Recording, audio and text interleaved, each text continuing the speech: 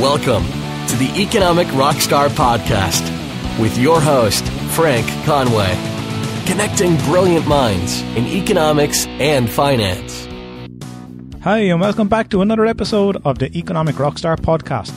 And in this week's episode, I am joined with Professor Tom W. Bell, a faculty member of Chapman University Fowler School of Law. At Chapman, Professor Bell teaches all of the first-year common law courses and electives in high-tech and intellectual property law. He has published papers on copyright, internet law, polycentric law, prediction markets, and the Third Amendment. His books include Intellectual Privilege, Copyright Common Law and the Common Good, and also Your Next Government, From the Nation-State to the Stateless Nations. Through Archimediate LLC, Tom designs, installs and supports legal systems for special jurisdictions. Most recently, that work has taken him to French Polynesia, where he helped forge a memorandum of understanding to allow seasteading in that island paradise. Tom earned his Juris Doctor degree from the University of Chicago and practiced law in Silicon Valley and Washington, D.C. before serving as Policy Director of the Cato Institute, and this all before he joined the Fowler School of Law at Chapman University. And in this episode, Tom and myself discuss a number of things that are common between law and economics, which may not appear as much in your graduate courses, but would require special interest for those economic researchers. We discuss startup cities, private cities and communities, and special economic zones. And a number of questions are posed regarding whether these economic zones are of a benefit for the country or the economy as a whole, who benefits from them, and we examine whether some countries are actually adopting more of these special economic zones or jurisdiction zones for the betterment of their economy, given the foresight of a depletion of some natural resources, which is happening in Saudi Arabia with their development of two private cities known as Cake and Neom. And you can check out all the links, books and resources mentioned in this episode over at economicrockstar.com/Tom W. Bell. And if you enjoyed this episode, why not check out episode 41 with Dermot Hayes on comparative advantage feeding the Chinese and the Malthusian catastrophe, or episode 68 with Darren Asimoglu on why nations fail and why inequality exists between countries. So again, thanks very much for listening to the episode and for your continued support for downloading and sharing. And again, if you'd like to support the podcast for as little as $1 per month, why not head over to patreon.com/economic rockstar. Sign up for any of the tiers that suits you, and again, you can opt out at any time. There's no obligation to stay committed. So enjoy this episode with Professor Tom W. Bell, the academic director of the Institute for Competitive Governance. It's a new kind of public interest startup thing that I'm doing with some friends, the Institute for Competitive Governance, and there I am academic director of ICG. It's very important to me that we not forget that while economics is important and wealth is good, it can be abused, and so we need to safeguard against oligarchies. Oligarchies are a real thing. People don't use the term much now, and you think, oh, that's something Aristotle talked about, back in ancient Athens, and he did, because they existed. The model of government ruled by the rich has not gone away. And that's not a bad thing, I guess. It could be okay as long as they respect everybody's rights. So that's the question. If you have people living in corporations that they own, how do we know they'll be protected with their rights? And so I advocate double democracy. This is Tom W. Bell. Hello, Tom. How are you doing? Good. How are you? I'm good. Thanks very much for taking time out and joining me on the Economic Rockstar podcast. Thank you. Glad to be here. How's everything there? Are you still in Chicago, or are you more California now? You're in California, aren't you? St. Clemente, yes. That's where I live. I work at Chapman University. It is in the town of Orange, in the county of Orange. And how's the sun and the surf there? Do you still just do the surfing? I went yesterday, as it turns out. Nice. And how was the water? It was wonderful. And I'd say it's cool. The weather here has been hot, not terrible hot, not as hot as in, inland, because I'm right here close to the shore. Yeah. But it was hot, kind of one of those days walking on the sand makes your feet kind of uncomfortable. You're not super used to it. Yeah. But the water was refreshingly cool, which for me was nice because the water here is pretty cold for me most of the year. I get cold easily. So it's nice that it's hot and you can get in the ocean. It's not too cold. Yeah. I seen on one of your profile pictures, you're surrounded with books and guitars and surfboards. So, and smiling friends, I see, in a sunny beach town. So it sounds like a nirvana where you are. Quite a nice place to be, and I'm sure it was a good draw for you to head to San Clemente in California. I will say I'm quite happy here. I'll say that. Yes, it's not for everyone, of course. But yeah, I've worked hard to get here. Really, it's not like I stumbled into it. I first saw San Clemente by plane, in fact, and I kind of fell in love with it from the air. I looked down and I saw, oh, look at that town, and I could see it setting.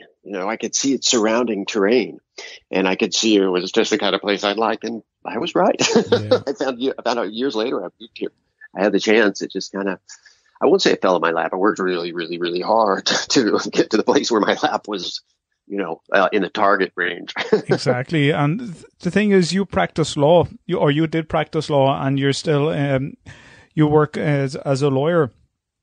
I don't know what level, I don't understand the levels of law, but this is something that is ongoing and very intense training to get where you want to be. Being a lawyer, yes, in the United States, yes. My own current situation, employment-wise, I guess you'd say, if that's what you're asking about. Yeah. You seem interested in my career. Yeah.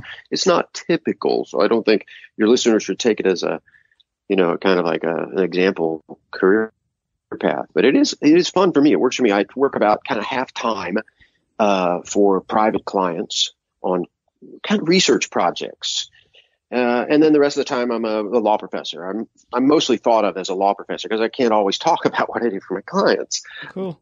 We don't really need the video, right? We don't need a video. I don't think you want to be looking at this. I don't mind looking at your background. It looks nice. It's very architectural looking. Here's what I got under my nose. Oh, hang on. Can you tell? I'm going to get a close up on that. Can you tell what it is? There's a little park down there, and yeah, I love this place. Nice. So that's what I want to look at. But is the beach just? Are you at a beach there? Or is that a cliff edge?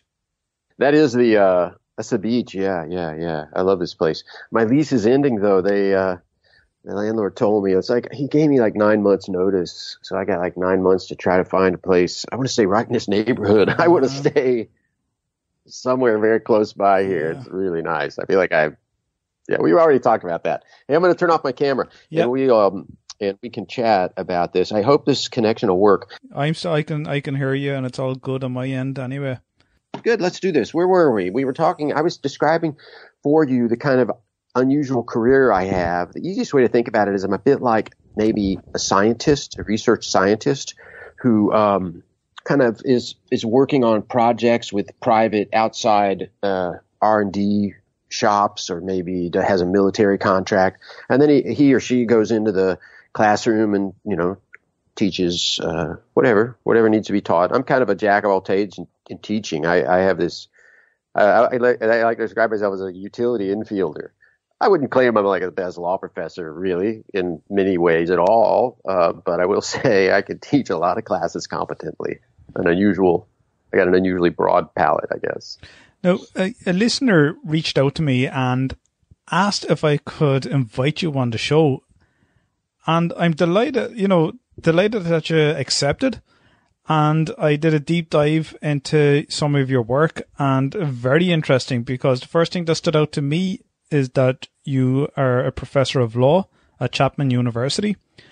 And this is something that we may not really come across in economics, even though maybe at a later level, in some parts of economics, they may talk about intellectual property and ownership over things. And so in a way, there is a certain degree of crossover, but not to the extent that I'm hoping you can bring to us a deeper understanding of what's going on in some of the work that you actually do. And then when I went even further, you deal with economic zones and special economic zones, sorry. And again, this is extremely important and something that I'd love to talk about as well in this episode. Okay, so do I understand you? I got that second one. You want to talk about special economic zones, and then that would be the subject of my new book, Your Next Government. Yeah. Just came out. And then you mentioned intellectual property. Are you also looking to talk about intellectual property? Because my prior book, was intellectual privilege, and that's about copyright, and I offer a view of copyright. Yeah. So I suppose this is something that copyright is somewhat intangible. Would that be fair to say, as opposed to a tangible? And in economics, we tend more to deal with the tangible side regarding intellectual ownership over lands and your own personal property. But I'm sure, someone can correct me if I'm wrong, but I'm sure there's somewhere in an economics course or someone doing some research out there is dealing with intellectual ownership or privilege regarding copyright. And do you see any crossover from your knowledge of economics and law and something that we might latch onto in terms of looking at copyright ownership and the importance of it regarding perhaps ownership and also maybe the limitations that having copyright can provide for economic growth, because sometimes people prefer open source, for example, and to remove copyright, but then there's the incentives may disappear for some people to develop ideas or create trademarks or write books and so on, or songs, and if the incentive the incentive will disappear, there's no copyright. If that's a long question, my friend. How about this? I will give you my short take on copyright, and I will make a specific note to address this open source matter. You said something about open source. And then we'll see where we stand on time and see if we want to get down to special economic zones, which is something I definitely want to go to this. Excellent. So let's not waste too much. I shouldn't say waste. Let's not spend too much of our short time together on copyright. We have so many other things, interesting things to talk about. Yes. Copyright is interesting. So copyright is a topic I addressed in my book, Intellectual Privilege.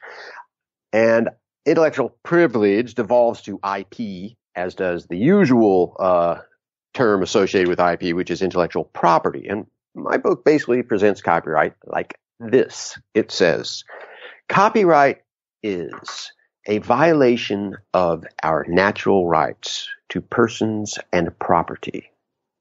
There are natural rights. We enjoy them, although they're held in peril in a state of nature. And that's why, in theory at least, we form civil governments. To protect our precariously preserved natural rights, we bond together to jointly secure all our rights. Now, in so doing, we kind of give up some of our rights. That's the deal. That's the bargain. Consideration for the social contract, as we say, okay, we'll put up with some taxation. In a state of nature, I wouldn't have to put up with this taxation, but I'll do it for this civil government, because otherwise I'm subject to marauding Vikings, and I can't stand marauding Vikings. So we have natural rights. Copyright is not among them. In a state of nature, you could try to claim a copyright, but that's a little silly. It's just not going to happen. It is an invention of civil governments. Now, let's just pause here. Does that mean it's bad? That depends on your view of civil governments. You might say, as an anarchist might, you could say, hey, you got to depend on state power to make copyrights work? Yes, that's true. I'm against them. I don't like them because I don't like governments at all. I'm not of that view myself. Because I'm not of that view, I will say this about copyright. It is a tool of public policy, as is, say, the farm subsidy program or programs for supporting the establishments of ports and harbors and military appropriations bills and things like that. There's all these things government does. And maybe it's good or maybe it's bad. That's just a question of fact. You can't really sensibly defend copyright, as I think you can some things. Can't really sensibly defend it as a natural right. However, you can sensibly. I think there is a case to be made. It's not a great case. You can make a case, though, for some kind of copyright. I think U.S. copyright's like grotesquely way more of a privilege than it needs to be. It's been kind of infected with these public choice pressures. It's kind of unsightly. It's not really great public policy, and yet it hasn't been a complete failure. Copyright can work. We could certainly do better than in the United States. I think we could probably do without it. I think we're headed towards a world without copyright, and I think that'll be great because copyright's supposed to be a response to market failure. That is the one justification for copyright that works. You say, oh my gosh, civil government's here, but without copyright, people are like printing things, whatever they want. They hear a song and then they sing it to somebody else, and they even get money for it, and they don't pay that to the person that taught them the song. That's crazy. We got to stop that. Why do we have to stop that? Oh, because there's not enough songs and music, and there's not enough paintings, and there's not enough architecture. If you can say there's not enough of that stuff, there's a market failure. We're all kind of bored because there's 6 songs and there's 1 painting. Nobody wants to do anything creative because there's no copyright. If you tell me that story, and I'm convinced, I think there's a role for civil government to say, just like we have the power to tax civilians, we're going to ask you to suffer this facial infringement of your natural rights for the sake of copyright, which is so important. Because copyright relies on a facial infringement of our natural rights. With copyright, you walk up to a guy who's playing guitar, and you say to him, stop playing that song. It's my song. Because you have the copyright. You say that to him. He's playing a song. It's a beautiful song. People are tapping their toes and they like it. It's a good song. But you're being a bully about it. Copyright lets you do that. In a state of nature, you would not do that. You'd have no right to do that.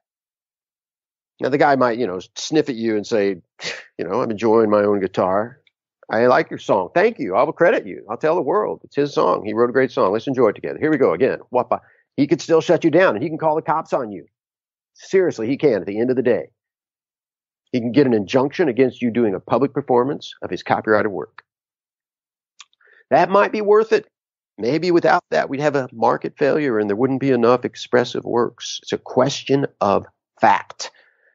And where you fall in that question of fact depends. Myself, I think we're doing not terribly. I think we could do better. I think the future will have less need for copyright. We need to make sure that when there is less need for copyright, we in fact end up with less copyright, because copyright is not free. It is like any other government program. It's a redistribution of rights program.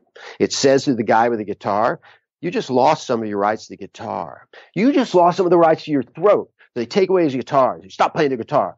I won't. It's my own guitar. I have my own thoughts. I like his song. I'm going to sing it. Everybody seems to love it. Nope. They take away his guitar. He keeps singing without the guitar. They can throttle him, in theory. That's a little too graphic. They can inevitably say, sir, stop singing. But I'll stop there. That's the view of copyright I have. And there are other views, and I think they're less correct than mine, which is why I wrote down mine in a book, Intellectual Privilege. But say, for example, Elon Musk's Hyperloop.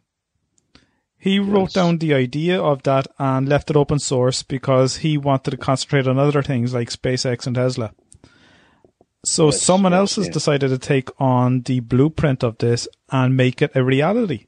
So if I came up with an idea, and I don't know whether copyright falls under where I have a prototype or an actual product or a certain song or something like that, but if I had an idea, say, of a piece of unique clothing, but I don't produce it, but someone else came up with the very same thing because there's a need for it. They can't do that unless I want to sell them my thing. So society could be worse off as a result of copyright then, I'm sure. It is possible. We can have too much copyright. Yes. Oh my, yes. I think in some areas we probably do have too much copyright. Oh my, yes. I don't think there's any doubt about that. I'll give you an example. Frank. There are all these so-called orphan works that were perhaps ephemeral in their day. So let's think of a work from 1938, and it's like it's an advertisement for soap. And it's got a charming, whimsical, actually well done drawing of like a clown and some bubbles. And you want to use this as a backdrop for your theatrical production about pre-war America, just because it's charming and for some reason it fits the scene. So you want to find the copyright. You can't find the copyright holder. You don't know who it is. They're not there is a copyright. There's kind of a registry of copyrights. You can register your copyright with the Copyright Office at the Library of Congress in Washington, D.C. You can do it online even. But a lot of people don't. They don't do it for stuff like that. It was like an advertisement for soap. Nobody's going to go to the trouble of and back then it wasn't easy. Then you would have had to send a letter or maybe have an attorney in Washington, D.C. So you never bothered. Nobody knows who the author is. Can you use it? I don't know. It's kind of like a time bomb, really. Or a mine. It's like a mine. It's a legal mine. You really want to build on that because you could be well into your production. All of a sudden, granddaughter of the author who did that, we call them an author. That's a technical term from the copyright provision in the Constitution. Anyhow, you see the problem. You have no way of establishing rights. And so there's this asset. It's charming. It's beautiful, really. You want to use this as a testament to artists like the guy who did that. You can't. There's no way to figure it out. And you don't want to take the dread risk of having his granddaughter show up and shut you down and demand damages for every hard-won dollar that you've earned from your theatrical production. She could certainly threaten that credibly. And is it true that the copyright expires something like 100 years after the death of the original owner? Say, for example, I could produce a compilation of music by Mozart and Beethoven and sell it. Yes, that is true. And and you could see that as a problem, and some people do, yeah. Okay. Do you know what? I'd love to talk about special economic zones and your new book, your latest book, Your Next Government, From the Nation State to the Stateless Nations. And it's let's talk about that. Yeah, it's a very eye-catching title, Your Next Government, with a question mark. So Your Next Government, and a tongue twister, From the Nation State to the Stateless Nations. You did it perfectly. Well done.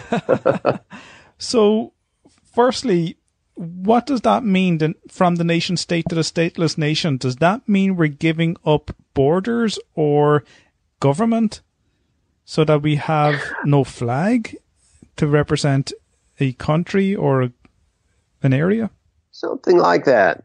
First, though, Frank, I want to tell you a story about the question mark, and then I will address the subtitle, if you don't mind, because I think you like the story. Nice. And I thank you for noting it's a question mark, because that question, I had to fight for that question mark. So the title is something like, you could put the emphasis in different parts of it. It's something like, I like to say it this way, your next government, but you could say your next government. I think that works. I don't know if you'd say your next government, because we are talking about governments. Okay, so there's a question mark. Your next government, somewhere question. And then the subtitle, and the Cambridge didn't like that. They didn't like this, the question mark, because they wanted me to be the authority. I'm here to tell you this is going to be your next government. And it's totally not my approach. It's just not scientific, right? I mean, I do have some views about what could happen, but it's a question. And my book is written in part to, sway the outcome of that question in the ways I think will benefit us all. I mean, I feel very passionately there's a lot at stake here if we get this wrong. And there's a lot we can get that'll be great for all of us if we get it right. So I really care about this. Government and law to me is like really important. I think it's important to everybody if they think about it. So there's a question mark. Let's get to the subtitle in your question in particular. So the subtitle is Your Next Government, question mark, from the nation state to stateless nations. Now, it doesn't say we're going to get to stateless nations, but I am looking at a trend. And the trend lately seems to be from big monolithic nation states, what are sometimes called the sort of Westphalian ideal of the nation state from the Treaty of Westphalia. It's kind of like, central government, well-defined borders, international law moderates the exchanges, the conflicts to some degree between nation states. There's diplomats. There's various treaties allow for various kinds of trade. So that's kind of the modern view of the nation state. And the nation state's powerful. It's like this, I won't claim it's super original, but it does work. And kind of the metaphor I use in the book, there's these big dinosaurs walking around. Boom, boom. Dinosaurs are nothing to mock, right? For millions of years, ruled the earth. Pretty amazing creatures. They were just the thing in their day for their environment. Environments change, though, and the nation state is giving way to less statist organizations, which they're more, I call them less statist because they're more consensual. We're moving towards a world because there are definitely some problems with nation states in terms of consent. There's a whole lot of coercion baked into the institutional structure of the nation state. It is basically premised on the idea that the natural rights of the citizen/subjects are somewhat up for grabs within very broad limits. We're moving away from that view of governance, and I think we should almost all of us, be very happy about that. There are a few people who work in government, archstatists and the like, who probably benefit from the nation-state structure, but I think the rest of us have the prospect of a more consensual set of smaller jurisdictions, often overlapping, which will govern our living together, just as nation states more or less do too. We'll still be able to catch bad guys. We'll still have commerce and trade. Hopefully we'll have less war.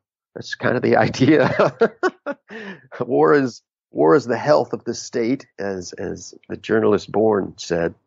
So I'll stop there. That's what the subtitle is about. I don't say we're going to get there. I think we're heading that way, and we can be happy about that. It is not a dark book. I introduced the idea in the book of golden swans. You might have heard of black swans. Mm-hmm. I have. Hassan Taleb has written about black swans, and I'm totally on board with him. I love his writing, his thinking. I love his character. He's a hero to me intellectually, and also he's just so charming. I don't mean I want to live with him, but he seems like a really great character. Release is up in 9 months, so maybe. That's right. I got it. Anyhow, but I like the attitude of his black swan. And I think that we have a shot at, we should think about golden swans too, because just as we are not programmed to recognize black swans, right? That's just kind of a thing that comes out of the blue. It's something we're not really well wired. What naturally evolved creature would be? We're not really well wired to recognize the prospect of really big, good changes. It's not the kind of thing most animals struggling to survive, and being shaped by evolution, emphasize on, their power to kind of recognize, wow, really great, unexpectedly great stuff could happen to, me as an individual and our whole species. So I think there's evidence we're heading that way. And I want people to be aware of that, because the changes, even though good, could be kind of bumpy.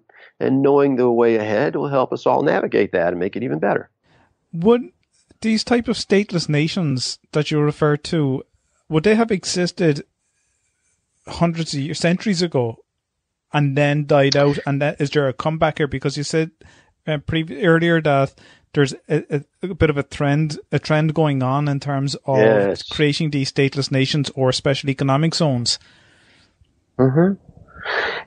There is an ebb and flow in history to me in terms, when I look at it through the lens, I won't claim this with everything, but the thing that I've been studying lately, special economic zones, or more generally, Frank, special jurisdictions. Let's just talk about special jurisdictions. And it's kind of like a special area, a defined area within a larger polity or governing body, in which different rules apply, like Hong Kong. Hong Kong is this little pocket that is nominally part of China, but it's subsisting for a long time under English common law. It's a crown colony, but it's also kind of on a long-term lease. Most of Hong Kong, it's a complicated story. Most of it's on this long-term lease, 99-year lease, which finally does expire. Now China governs it as, it's still kind of a special jurisdiction. It's called a special administrative region, an SAR, and it has a different kind of status in China's governing structure than another Chinese province does. It's a little bit more like Macau, which is another special jurisdiction. It was the Portuguese who had a deal there. These are things that happen throughout history. I love the way special jurisdictions opens up history in a new way. It shows you a new thing in history that I find fascinating. And again, I'm going to recur to this analogy with the age of the dinosaurs. They weren't really reptiles, of course. Reptiles came from the dinosaurs later. We all know that. And mammals were actually kind of scurrying around the feet, probably literally, not just figuratively, of the dinosaurs. Not mammals as we know them. They were similar. They were what led to us. And so you see this, I see, looking back, we can kind of see these things. I see something like that looking back over the course of history with nation states and special jurisdictions. There was an era when they flourished. There was a time when China was rife with them. It was one of the most polycentric kind of, it was not really a great time for China as a really strong nation state. We can say that. But this would be like, about the time that Hong Kong was established, 1840s. All these European countries, many of them had an amazing range of them. They had like Portugal, England, Germany, France, had these little territories, chunks of China where they just kind of set up shop and said, yeah, we're going to stay here, because they had gunboats. It was not a great time for like Chinese civilization. But China bounced back, and then we went through several, look at Mao, very, very centralized periods of governance. And now we're back to something new, better for the Chinese people, but is kind of the trend now. So bouncing back, the sort of apogee, the height of nation-stateism was probably around World War II. I'm going to say that roughly, in that range, when we had these great, awesome, like these are the T-Rexes of nation-states thundering around the planet, slaughtering innocents by the millions. Stalin's Soviet Union, of course, Hitler's Germany, but also Mao's China, actually, in terms of numbers. Mao's China was the worst of them, the worst. But, it's a company of devils. They're all way down the moral scale. But we've evolved from that. And now some of those places, pretty much all of them have turned out really pretty well. It's gotten so much better. And I think we can celebrate that. And we can thank that to special jurisdictions in part. They don't get all the credit. But it's great that these jurisdictions are now admitting different ways of that China's the lead again. China's it pulled itself out of Mao's statism-induced poverty, under which tens of millions were dying of starvation, even eating themselves, eating grass. Horrible times for China. And from that totalitarian dictatorship, they launched, first tentatively and then with increasing rapidity, these special jurisdictions where they could test out these, to them, forgotten, I won't say foreign really, because China has a long history, these forgotten ideas of markets, of property, of freedom, really, of respecting individuals as individuals more. And then China just has, now all these so-called special jurisdictions. It's really helped them. Look at Shenzhen, right across the border from Hong Kong. That was the first of these special jurisdictions in China to really take it seriously, hit it hard, and boom, wow, it's like Silicon Valley plus Los Angeles. It's amazing the amount of wealth that's been generated by the Chinese there.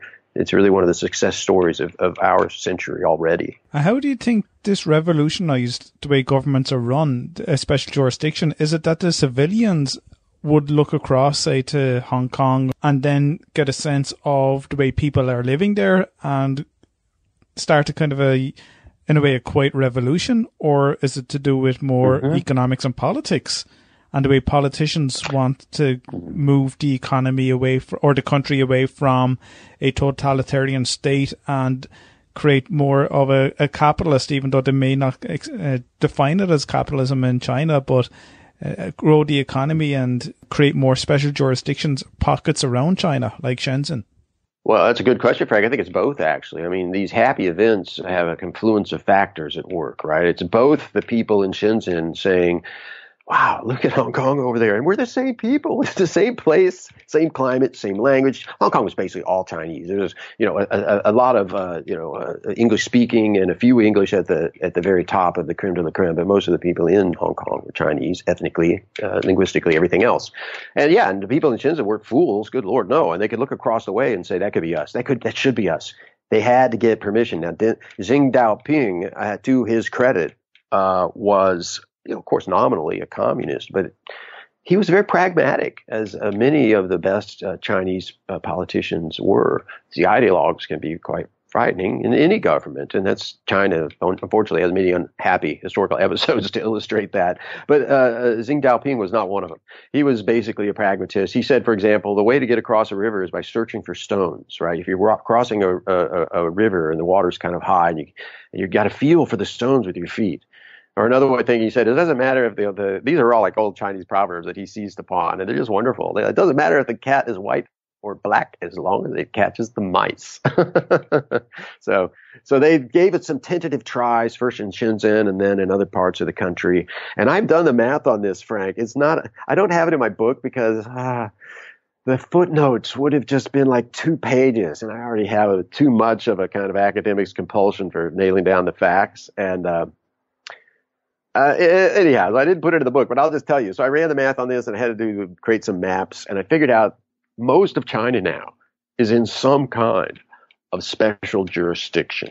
They have many layers of zones, in fact. Most places have some kind of overlapping zone. So you could have, for example, a very small factory-sized kind of export zone within a larger industrial district in which different rules apply, within a whole province-sized area that has a lot of the powers of governance kind of handed to it, is what you'd say, from Beijing, or allowed, Beijing lets it stay there. And there's a rotation among the top cadre between provinces. The Chinese are very savvy about how they structure their governing elite. They make them, typically, there are exceptions, they make them kind of, serve in the provinces, and you learn different parts of China, and you have kind of, it gives you I guess it gives them a more universal view. Anyhow, that's how it works in China. Now, almost everybody lives in some kind of so-called special jurisdiction. So really, really special areas of China are the ones that basically are just bland, straight up Beijing law. Nothing special, just vanilla law. And that's almost nowhere now. There's like some very far flung, I think they're mountainous or desert areas in the far northeast. It's probably mostly Islam. Sorry, northwest. In episode 145 with Professor Mary Mora, we spoke about Puerto Rico. Would Puerto Rico be an example of a special jurisdiction for the United States? I think it was Operation Bootstrap in 1948 that created a free trade zone for U.S. companies to engage in trade as well, but also production. Yes, I think that's a very astute observation. Puerto Rico is a very special case. It is special in some ways that are good for it, and some ways that are really bad for it. Really bad for it.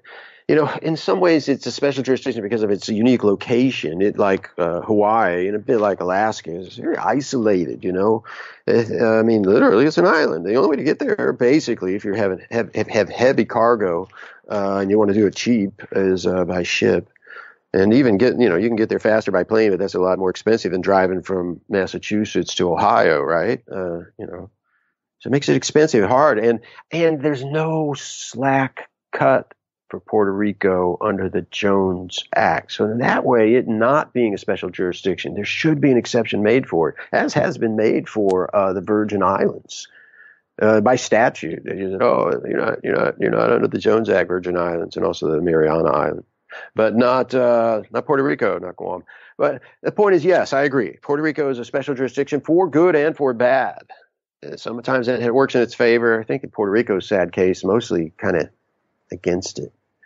I think those special jurisdictions could help Puerto Rico. I have a specific proposal, which I've written about and spoken about publicly, to help Puerto Rico, which is already a kind of a special jurisdiction, but, adjust its operation in a way. It's the borders. It's a proposal for a special seasteading zone in Puerto Rico.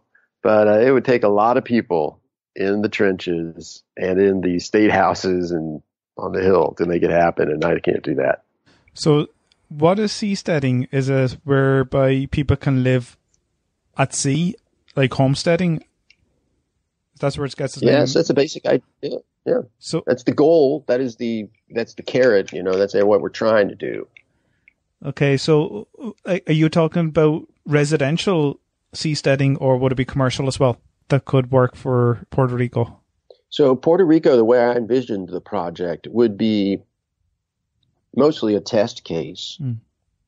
Some of the value would be as a research platform to see if we could do more or less self-contained residential floating units. It'd be in protected waters, of course, right close to shore. I have the site picked out. It's a wonderful, perfect site. The Coast Guard used to run a service out of there.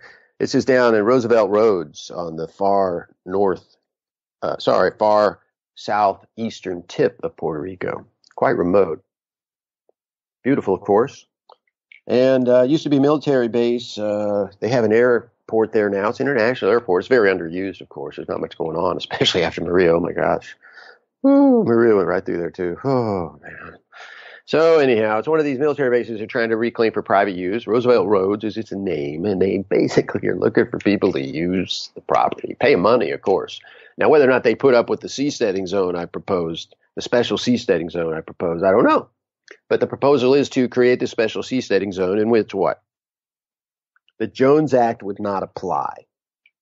And then, that's an important one. I'm going to lead with that because I think that's important. I would say all the foreign trade zones, in fact, in Puerto Rico should be free of the Jones Act. That's a bit of an ask, but at least in this particular zone, that'd be nice. They didn't have to. I could explain why that's important, but and then the usual things that I always look for in a special jurisdiction, a special tax regime, maybe no tax. Ideally, what you do is something like this: you say, here's a flat payment, like a lease payment.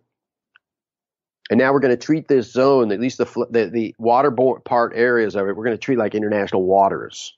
So as long as we comply with applicable international law. Like we're not going to dump garbage. You're not supposed to do that in the open ocean. We don't do that. But basically, yeah, we're like flying our own flag here. That'd be the ideal. That's a big ask. But you got to ask for it. You got to ask you got to shoot for the stars to get to the moon, right? Yeah. That's true. I could say more about that, but yeah, that's the idea. Yes. Go on. And like there are other examples of, and we haven't really touched on special economic zones, even though there's similarities drawn with special jurisdictions. But these special economic zones, what are they, and what do they do for the country or the economy? And do they follow the same laws as that particular country, or is there something else? Is there an international law that's independent of the country in which these zones are based? All good questions, my friend, and I'll try to answer them.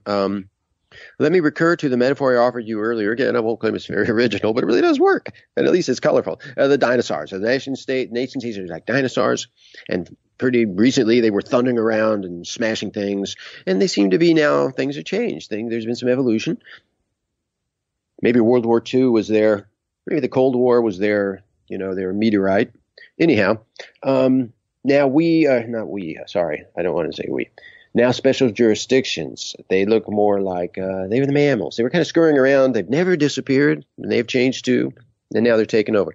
By the way, this does not mean we may live in an age of mammals. I don't know. It depends on who you talk to. Some people say it's an age of insects, I guess, whatever. But we don't have dinosaurs, happily, but we still have. What did they become? They become birds. They became birds, and birds are still really important. We have them. They're great. So I don't foresee nation states going away. It's just they're going to change. And what's going to rise in their place will be the special jurisdictions of various types. Now, you were asking me, what about special economic zones? That's a type of special jurisdictions. Just like mammals come in like, oh man, so many different types. I mean, you compare an anteater to a gibbon to a shrew. They're all mammals, but wow, they're so different. And a lot of these things are a little bit more like, marsupials, the mammals that aren't placental, like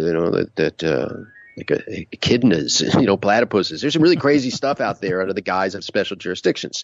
One of the big main types is the special economic zone. And basically that is typically, even there's under that heading, there's different flavors, but basically it's usually a place where the usual tax regime is different, most typically no customs or duties on imports or exports. That's your classic kind of free trade zone. You say, you can come into this port and we will charge you the usual 5% on all offloaded goods, which is typically the case in many ports, in many nation states. It's a way they control their borders and their economies and raise revenue. But in a free trade zone, you say, in a free trade zone, we're not quite a special economic zone, but a free trade zone, basically that is the basic thing they do. Hey, no customs, no duties. And that, of course, stimulates trade. Everyone says, hey, let's go over to Rhodes. This is like in ancient Greece. This goes way back. This device goes way back. Let's go over to Rhodes and transact over there because it's a nice port and we don't have to do customs. And I'll unload the wine from my ship and you can load it on yours and I'll take the sheep. That kind of thing. Special economic zones take that idea usually and add some other stuff. Usually they're set in a place that is useful for a particular industry or industries, like maybe at a junction of railroads out in the middle of Central Asia or at a port. And it's usually not customs and duties. And then there's some other stuff, maybe a special labor code. Frequently there's one-stop shopping for all government permits, so you don't get this runaround where you got to go to like New Delhi and spend your whole day, going from office to office trying to get some stamp. Not for you. No, they have like a booth there, maybe not literally, but maybe literally. They certainly have someone to help you, probably on site. And you go to him and you say, look, Ahmed, I need to have a 22,000-foot facility up by May. And I got the plans here. This is the same thing we'd put up in Arizona. And he says, I'll get an okay for you in 7 days. And you're done. That's the idea. It doesn't always work out that way. So that's another thing special economic zones can do. It's kind of a different, sometimes regulatory scheme. It's a different finance scheme. Some of them have been very successful. Some have been flops. The World Bank is really hot in this area for a long while. They've been encouraging and not any special economic zone. That's the thing with the World Bank. They want you to do it in certain ways. So they've studied the certain ways you can do a special economic zone. And one interesting thing, Frank, your listeners might be particularly interested to know this. This is the World Bank. I disclose all this in my book, Your Next Government, where I unroll all this research about, as you said, Frank, and I say this in the book, this quiet revolution that's transforming governments all over the world from the inside out. And what's the data show? It shows that special economic zones can generate growth if they're structured properly, and that privately managed zones do better. Because there's two kinds of zones, many different kinds of mammals, many different kinds of special jurisdictions, many kinds of special economic zones. The first ones were typically kind of set up by governments. They would pick the site and, they would run it. And there's been an evolution away from that, and for good reason. Basically, the ideal, or one of the things you want to have in your special economic zone policy, says the World Bank, and I agree, is you don't pick the site. You don't say, this is the mouth of this underdeveloped river will be, the place where we're going to do this. A better regime is the government says, here's a package which we will offer to people that come up with, development ideas that fit these parameters. And then you can make the private sector find out whether it's the river mouth, on this side or the other side that's better. Or maybe maybe not that river mouth. Maybe rail is better. All these questions should be in the private sector because they have incentives to get it right if they manage the zone also. And there too, it makes sense. I'm sure private sector zone managers could really mess it up. But so can government agents. We're playing the numbers here. It looks like the incentives tend to favor the private management of zones for reasons I won't get into because they're kind of obvious. You described in recent work that you did the situation in Honduras. Is that an example Yes. of a special economic zone where Honduras is just below Mexico, just at the northern tip of South America? Yeah, it's about one third of the way down from Mexico to South America on the isthmus, yes, of Panama. So I don't know where it ranks in terms of poverty and crime, but I reckon it's way up there. Mm-hmm. So why would an economic zone be developed, or who has led the way to have a special economic zone in Honduras? Well, their efforts, although assisted by outsiders, including the World Bank, but also outside investors, and basically, as far as I can discern, been native. So the Honduran example, Honduras has had one of the few bright spots in their recent economic fortunes, which are generally haven't been great lately, frankly, for the last few decades, actually. But they have done well with these maquiladora industries, which they have supported through these foreign trade zones that allow the outside investors to set up factories and import unassembled fabrics. Typically, maquiladoras typically put together garments, and then they they do the finishing steps.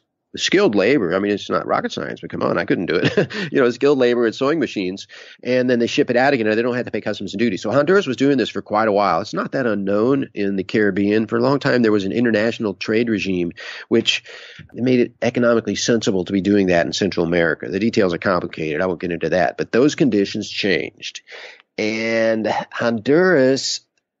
The management there, the government, the people managing the country as best as they could. It was a place of a lot of political turmoil. They decided, look, one bright spot in our economy has been these economic foreign trade zones that worked for the maquiladora industries. We need to do more of that. Let's try again. And then they tried the RED program, the Regiones Especial de Desarrollo, special development regions, and that kind of went down in flames, frankly. I actually worked on a team under that statute, and it was struck down as unconstitutional. But they went back at it, and all this drive, as far as I can discern, and I've talked with, people in the government in Honduras. They gave me interviews. I went to Tegucigalpa and met with them, and they're, right in the action. In fact, I talked with what I think is the author of now they call it the ZEDE program. So the REDE program went down in flames, and then the Hondurans rolled out this ZEDE program. And he probably is too modest to really wrap his arms around it, but I think it's Octavio Sanchez. He's this native-born genius to me, really. He's the guy who created the ZEDE program, and it's a really interesting program. It's the world's most advanced, and we're very close, maybe someday soon, to seeing it rolled out. It's a difficult place to do. It's a difficult thing to do anywhere, and Honduras can sometimes be a difficult place to do things. So the ZEDE program stands for Zones for Employment and Economic Development. Is that just another name for a special economic zone in order to avoid what will be considered unconstitutional? Or is this, as you said, at such a high level that it breaks down and complies with the Constitution, but also reaches out to other companies that might want to come in from abroad, international companies to come in and do the trade with them there, and then develop the whole area with the key responsibility of creating employment and developing the economy? That sounds like a fair description of the ZA idea. I mean, except I wouldn't say it's just a special economic zone. I'd say it's a type of special economic zone. But I do like to use its own, name, the ZA program, because it's so special. It goes beyond. No, I can't say far, because the world keeps changing and advancing in the same direction. And Honduras is just kind of leading the way. Other places like Dubai are doing basically at a pretty close to the ground level, the same thing. I mean, you get down on the ground, there's details that are different, but you can get up a little off the ground, like, Cessna, single engine light aircraft level. What they're doing in Dubai is not that different. What happened in Hong Kong, what the Chinese still kind of do in Hong Kong, is not that different from what they're trying to do, what I think they will do in Honduras with the ZA program. But there's got some details which are certainly interesting and I could talk about. But yeah, it's from the Honduran people and it's for them, and I hope it'll work out for them. I've been privileged to kind of work around some edges of it, and there's a chance that kind of special jurisdiction could be the next best kind of special jurisdiction. Could be. If I was maybe seasteading, maybe. Yeah. No, if I was a Honduran, I would be migrating to that area, and I'm just wondering, are there limitations regarding the amount of people that they can take into that particular area, or is it more like, is it for residential purposes? I'm sure there are residential housing there too, but there might be limitations in terms of the development of those and more concentration of production and manufacturing. It depends. The correct answer to almost every question is it depends. Here too. It depends on the kind of ZA it is. So down in the south in the Gulf of Fonseca, Honduras straddles the Isthmus of Panama from the Pacific on its southern coast, because in this part of the that long stretch of land that connects Mexico to South America, it kind of does this dogleg turn towards the east as you go south. And Honduras is like this kind of a diamond-shaped country with a little tiny tip that touches together with two other countries into the Gulf of Fonseca, which is actually on a map. I was going to say on paper, but it's on a map, whether it could be on a computer screen, is a beautiful, beautiful, beautiful site for a new Hong Kong, really, a whole new kind of Pearl River Delta where there's Sichuan and Macau, and there's room for all of that there. The climate's a little rough. It's like Hong Kong is tropical, but this is like, but anyhow, those will probably be big, big ZAs. So those are in the works. I don't really know a lot about that, except I can't really say much about any of my work in Honduras, but I will just admit that's an area I've looked at from afar. And those will probably be big cities, sort of county-sized projects to judge from the big talk. Who knows what will happen? I mean, come on, it's a cutting edge of a policy anywhere, and it's in a sometimes turbulent country. Things seem reasonably settled at the moment. But you could also do a smaller ZA.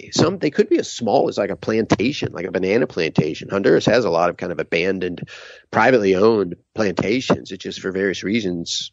For example, the Hurricane Mitch that hit there back in the 90s is made big parts of the country kind of hard to use productively as plantations. It depends on what world markets are doing. But anyhow, you can do one that's in a municipal area with the approval of the people there.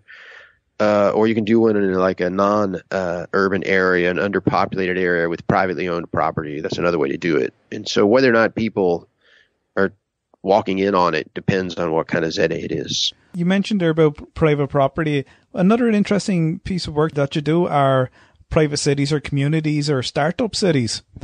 And This is something that seems to be, again, trending, and a lot of it's like, I didn't realize that they existed, these private cities, that they have their own particular rules and, a certain class level that actually reside there and work there.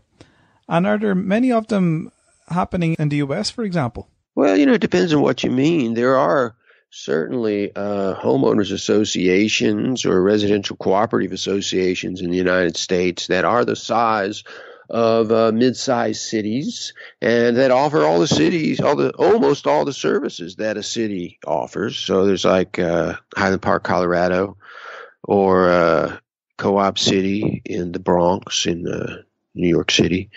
And it is middle class, like a small middle class city, about 55,000 residents. It's very, apparently, people who keep track of these things say it's very racially mixed. And it's a really interesting setup. They have the housing there, of course, but also 3 schools, I think at least 3 schools, houses of worship, businesses, roads, parks. Yes, roads, privately built roads. And it's in high rises. People, most of them, I think all of them, live in these high rises. It's very interesting, this co-op setup. I find a lot appealing in it. Here's how it works. You rent your apartment from a corporation that you own. You own it with the other people who live in your residential co-op. You are all shareholders. And so you kind of self-govern through this corporation. You live inside. And so you lease your apartment for the corporation. If you move out, of course, somebody else steps in and takes your place. You don't govern from afar. It's for the residents to self-govern. So it's quite charming in a way, and it seems to have worked. It did get government subsidies, Bronx, Bronx's co-op city. But, it seems to be doing okay. It's still there. People live there. They have lives. It's all right. I'm just wondering, given that it's a co-op and you're accountable for being a shareholder within this private city, would crime rates be quite low? Would people be more cooperative with others? Would there be reciprocity? Would these ideals of what a person theoretically should be play out in these type of cities, or is it just a microcosm of what happens in reality elsewhere? That's a great question, Frank. You would make a good social scientist if you're not one already. No. In my book, Your Next Government, I have a whole chapter in which I advocate owned cities because I don't think anyone has answered that question, Frank. I don't know of data. It'd be interesting, and I could totally see doing it. You pick a couple of cities, one the size of Co-op City, and with the same racial and economic makeup, and you try to make it as close as you can, and then you take a Co-op City and you kind of run a number of tests on it. How many crimes per square meter, that kind of thing. Yeah, it'd be interesting. But I do believe that owned cities, they should, if they're not run really badly, do better than unowned cities. Orphan cities, I call them. I use Detroit. I know it's a bit of a whipping post, or I'm sorry about that. But, it's an apt example of a place where nobody really gives a toot. Nobody loves Detroit. I mean, some people there love it, but there's probably heroes. Cities like that require heroes, and they find heroes. But it's sad for those heroes. Communities, there's no way to run a community to depend on a few saints. It's not fair to them. You need to have a functioning civic government. And basically, that's kind of a wreck there, apparently, which is why it's not a great city right now. If it were owned, if it had shareholders, probably be run better. The incentives would line up. They'd fire the board of directors. The shareholders would, they'd say, no, you guys are terrible. We're losing money. At least we're not happy in our homes. There's crime and there's no public parks. It's just no good. You're all fired.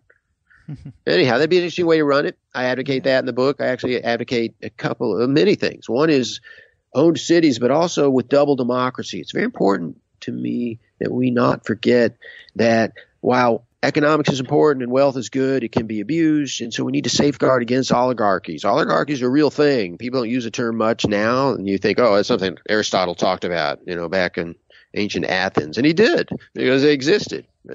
The model of government ruled by the rich has not gone away. And that's not a bad thing, I guess. It could be okay as long as they respect everybody's rights. So that's the question. If you have people living in corporations that they own, how do we know they'll be protected with their rights? And so I advocate double democracy. One thing is vote by shareholders of the cities, which are owned by the people that live in them and probably owned by outside investors also. It's kind of a mixed collection of people who make the city work. And the investors, just like the citizens, hope to get returns. Yes, they hope to. You can make it a profit-bearing enterprise if you do it right. It's the market test. But they also have not just one vote per share for the board of directors or whatever they call it in this private city, but also you have a corrective vote where every natural person gets one vote. So one person, not one share, one person per vote in doing what? In striking laws or officers of the government. And this is to prevent abuse of personal rights. They have a right to say that bully cop over there, he's just a jerk. He's not good to us. He's unfair. And we tried suing the city and all, and it's just not working. It's something. Get rid of him. He's gone. Yep, you could do that. You have to have, set your specs like you like. Something like, maybe a majority vote, simple majority vote. And also striking laws. The city passes a law. No more parakeets in the city. They're too squawky. People, there's a parakeet lobby, and they go talk to people, and they say, I love my bird. I don't want to give it up. And you should pet my bird. Isn't my bird nice? He's really quiet, isn't he? Yes, he is. And they say, oh, no, that's too mean. We don't like it. We the people don't like that law. And they can strike that law. Probably wouldn't be able to strike, at the Bill of Rights of the city. One hopes there's a Bill of Rights, something like that.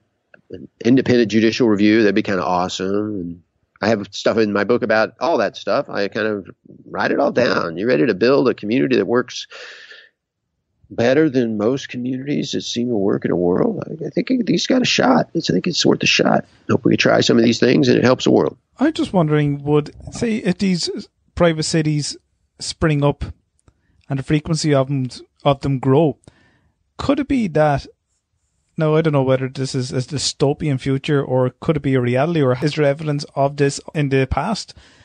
But could some of these cities, say, creating conflict with one another?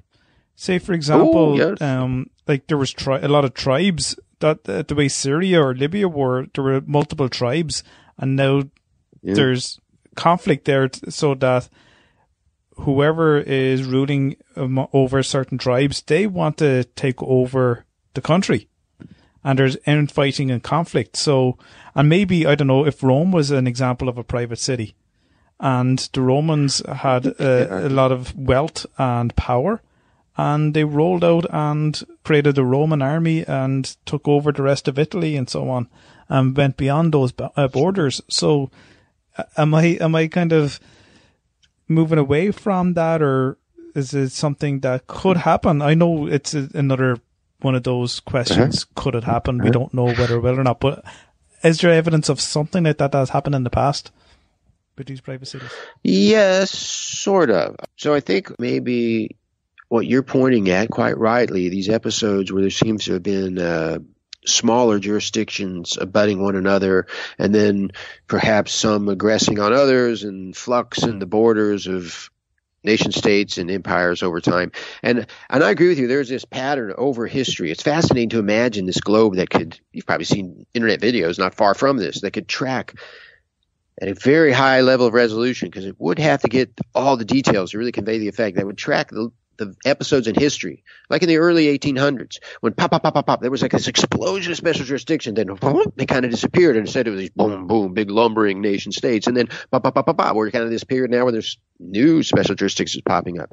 And if you go back to ancient Athens, same thing there. You had separate city-states, and then it started, then it's kind of pop at the beginning of history, as far as we can tell. That's kind of where we start, at least in this culture, and separate kind of nation states, and then you had the Athenian Empire, and it kind of fell apart, and then you had this kind of split area. How history goes. So we go from the Roman Empire to the medieval era, when there was a highly polycentric era, and then we had basically the Westphalian period of dinosaur-like governing institutions that we're kind of getting out of now. We're at this interesting period when I don't know how you do. I'm not going to try it. I'm not going to overdo that the dinosaur metaphor with meteorites and stuff. I think your listeners can fill in the blanks. So we need to separate, though, that kind of flux, that ebb and flux, which we should, I think, look at, the kind of way a biologist looks at a natural system, a kind of a pattern of species, without value judgments. It's just at that scale, we're so far up. We're not in a Cessna single-engine plane now. We're like up in a passenger jet. And from up there, it's just stuff that happens as a result of changes in the world. And all we can do, really, you can scold these changes if you want, but I think I'm kind of a progressive in history, not a progressive politically, but I actually believe, there's reason to believe, human institutions are getting better. And I believe we're kind of heading towards a place where it's getting complicated now. It won't be simply that. I'll just pause and say that's how things are getting better. In a regular fashion. And I think we can understand those trends, and we'll benefit from that. And a couple of those trends are playing out in Saudi Arabia as well, with Cake and Neom. And I'm sure the Saudis are creating these mega cities, and they are private cities, aren't they? They're creating them because of the prospect of oil running out in Saudi Arabia, and they can use these cities then to generate. I don't know if there's any plans for more of them and whether they're actually going to be successful or not, but they've obviously latched onto the idea of creating these private cities to grow the economy or maintain the economic growth of the country.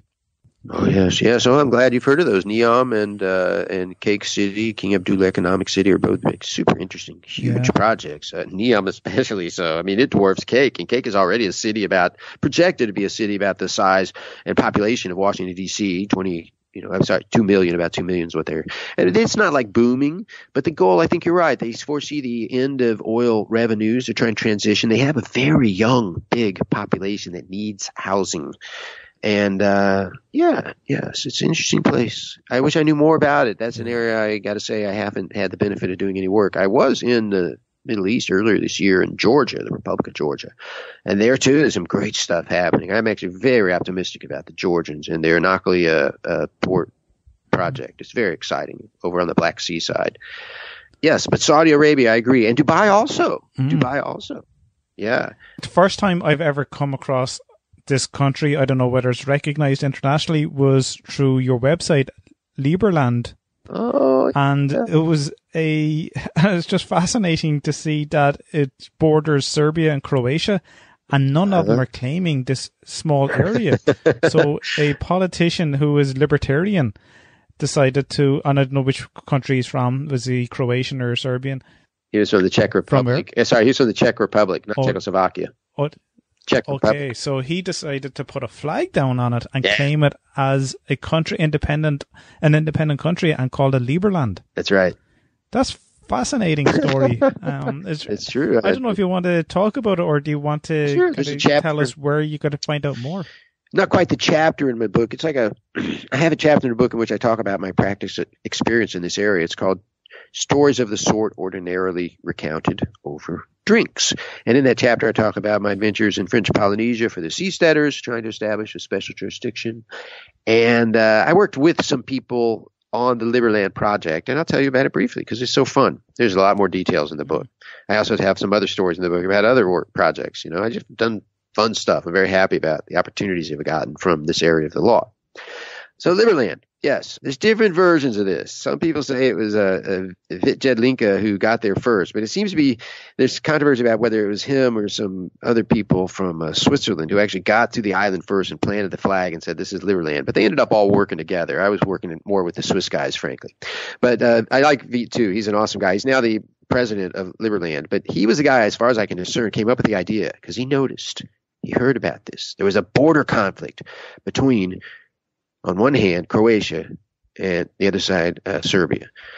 And basically, it was a fight was over the border, which was the right border between them. And Croatia wanted the border that gave Croatia more land, and it was the old riverbed of the Danube. So the Danube used to run way inland, you might say, into Serbia. And Serbia said, no, it's the present Danube. Now, because that, gave on net, each party favored the line that gave them the most territory. But in a few places, the old riverbeds kind of twisted on themselves. The old riverbed actually went far to the west in one or a few areas. And the biggest area where the old riverbed went to the west and the new riverbed was to the east was Liberland. So think about that. So that's an area where you look at the Danube to the east of Liberland. And you stand on Liberland and you're to the east of the Danube and you say, Croatia, is this your land? And Croatia says, no. The border between Croatia and Serbia is the old bed of the Danube, which is to the west of where you are. And you say, thank you, Croatia. I'm not in Croatia. No. Serbia, am I in Serbia? No. The border is the river to your east, so I'm not in Serbia. No. So you're looking at both countries. You say, I'm not in either one of you. Nobody else is claiming this except me. And you plant your flag. And Jedlinka and the team from Switzerland did the same thing. Whoever did it, whatever. People now say that's Liberland. But here's the funny thing. The Serbs are okay with all this. The Croatians aren't. The Croatians are arrested. They keep arresting people. So the Liberlanders can't actually, it seems, really live there. I hear conflicting reports about that. Sometimes they claim they're there and they have settlements. And I just don't know. I'm not seeing a lot of media. But maybe I'm not looking at the right places. So and this funny part, the sad funny part of this was Croatia would arrest people coming. They would try to cross. They'd go to Croatia. They'd cross through this kind of rough, low wetland area to this kind of mostly kind of swampy, low island. It's one of these islands, that's where the river changes borders. It's low and it's got some trees. It's used by hunters. Apparently it's kind of like wildlife lives there. Nobody lives there as far as anybody could discern. It's like a hunting shack or two. Maybe it looks like from aerial photos, maybe there was a tree farm there once. So there's conflicting reports about that. There's all kinds of conflicting claims of what's going on there. Anyhow, but if you cross over from Croatia, our people who are doing that, they get arrested. Croatian police officers would follow them into Liberland, cross over the border and grab them and drag them off to the local jail. And he said, why are we here? You left Croatia without going through an approved exit point. Just like you can't, you and me, I mean, I don't know where you are, but I can't walk down to Southern California and then just jump over the fence and go to Tijuana. I got to go through the gate. Even America says that. America says, don't cross over the fence. Go through the gate. We got to control this. Okay. So they go, you left Croatia. Okay, sorry. Here's the fine. They leave. Then they go, well, let's go on for the other side. Let's go for the riverside. The Serbians don't care. Serbians, I think they're enjoying this. They think it's funny. Because Croatia's stubbornness is kind of hurting them. To them, this is all in Croatia. This is Croatia's problem, right? Because it's on the other side of the Danube. So the guys now, and gals actually, there were women and men, all brave young people. I was not among them. They were bold and maybe crazy, but bless their hearts. And so they took these boats up to the Danube and they tried to get off on the beach there. And the Croatians came up in river boats and arrested them, grabbed them while they're in the beach, threw them down on the beach. They're pretty rough with them, threw them in the boats, banged them up a little, hauled them off to the local jail again. What's the problem now? Why'd you arrest our people? Here's Croatia again. And remember, before it was, you left Croatia. All right, so we left Croatia for the wrong place. Yes, okay. Now, what do they say? You're entering Croatia without a visa. No, I don't think we are. The border's over there. No, you're in Croatia now. You told me before I was actually in Croatia. Yes. And now I'm in Croatia. Yes. And so basically, there's no way to get in without Croatia arresting you. So they litigated this, some local attorneys. We talked about the case, but I didn't do much heavy lifting. None really. Mostly I admired the work of a local council there, and all these people are named in the book, and they're all heroes in their way, but it didn't work out litigation-wise. And that's a long story, but basically right now where it is legally is, you're exiting Croatia if you enter Liberland, and you're entering Croatia if you're entering Liberland. So it makes it difficult to visit Liberland. It's mostly an idea. Okay. Yeah. I can imagine even parachuting in. It wouldn't be a clever way either. No. Tom, thanks very much for taking time out and joining me on the podcast. Welcome. I really appreciate it. I learned lots from you. And if anyone wants to check out all the links, books and resources that are mentioned in this episode, you can check it out at economicrockstar.com/Tom W. Bell. And you can find out more about Tom at his own website, tomwbell.com. Yep. And there's plenty of links there, Tom, isn't there, regarding any work or writings that you've done? Oh my, yes, a ton of stuff. I'm not sure every single latest thing is there, but yeah, it's more than enough to keep the curious busy for quite a while. But you can even download as a PDF file your intellectual privilege book at the Mercator Center or buy it on Amazon if you prefer to do it that way. I didn't know they made it the whole PDF available. Bless their hearts. Wonderful people at Mercatus. I wish I could offer my new book. No, that's on Amazon. Yeah, but it is on Amazon, that's right. And you can do a Kindle. It's not too expensive, but Cambridge has most of the copyright rights right now. Tom, thanks very much. You are an economic rock star. Thank you, Frank. Appreciate it. Bye. Okay, thank you, Frank. Bye.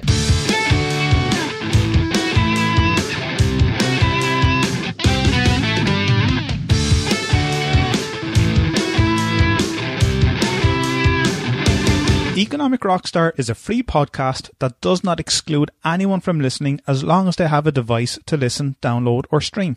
I have many listeners from all parts of the world, and I truly am pleased to know that the Economic Rockstar podcast unites all of you through the common theme of economics. I strive to commit to releasing an episode each week and aim to develop Economic Rockstar into much more than just a podcast. Patreon is a platform that gives you, the listener of the Economic Rockstar podcast, the opportunity to express your appreciation of the show by committing a financial reward for as little as $1 a month. Patreon allows me, the creator of the Economic Rockstar podcast, to be rewarded and paid by you so I can continue with the running costs of the show and to reinvest and expand the podcast into other platforms or mediums in the future. To find out more on how you can help the Economic Rockstar podcast and have your name added to the supporters list on my website, please check out my Patreon page at patreon.com/Economic Rockstar or visit the supporters page on the Economic Rockstar website.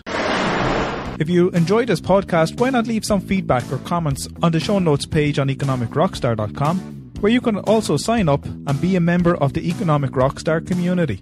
If you're listening to this episode on iTunes or Stitcher Radio, I would love to have some feedback and for you to leave an honest rating and review, as this will help with the rankings of the show so that more people can find it.